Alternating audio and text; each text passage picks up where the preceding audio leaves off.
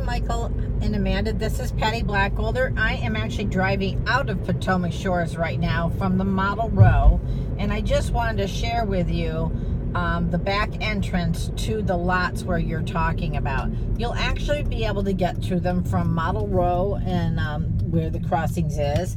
But if you don't want to go through the school zones, then you will actually come out on this main road here. So there's the brick wall for Potomac Shores. You'll see this in a second.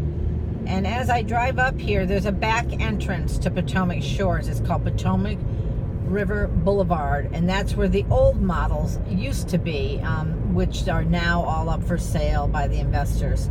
So as we come here, I'm going to actually make this right-hand turn, and this will take you down into the back of Potomac Shores. This will be a great way to come out from your home site and avoid the school zones, which I think is a plus, especially if you're coming at prime time or when there's sports times, because there are going to be the elementary, middle, and then of course John Paul the Great High School for the Catholic school.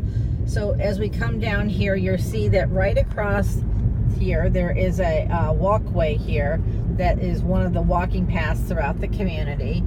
And then I'm going to be turning right here. This is called Crossvine Drive. So as I come up Crossvine Drive, you'll see that there are new homes built in here. I actually have a person that just settled on this street in a lovely Carolina place, and her mother actually lives around the corner over on Flatstick where Peggy lives. So we're finding that families are now coming here also. Now you see this home coming up here with the brick down on the lower half. That's called the brick to grade. It's a forced option that a builder puts on whenever you're facing you're the end house, or you're facing the golf course, or you can be seen from the street. You'll see that on the other side here too, because it's the last house in the row. You're not going to be sitting in that situation with either one of your lots. Let me see if I can squeeze through here. Thank you, guys. Okay, so as I come up the top of the street here, you're going to see there's been a lot of building going on, and here's where the lots are. Right to the right here, 1008 is sold, 1009 is gone. I'm going to scan over to the left.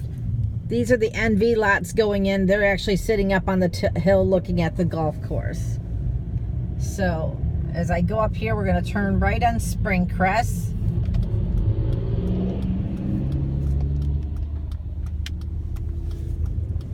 Now, the lots you were originally talking about were on Passion Flower, which I am going to pass right now.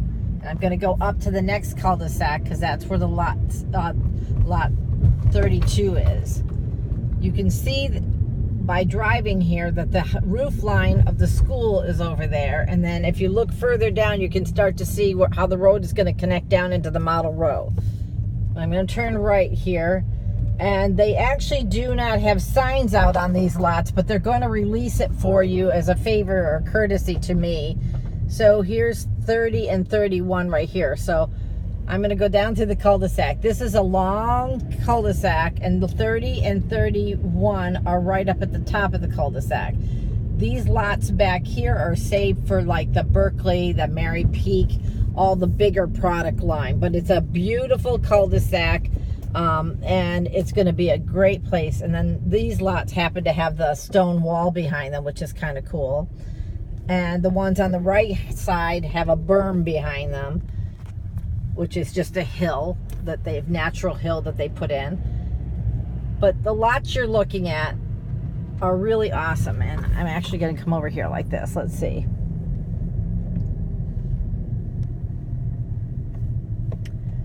So they've come out and marked the curb for me so that I could see which lots they were.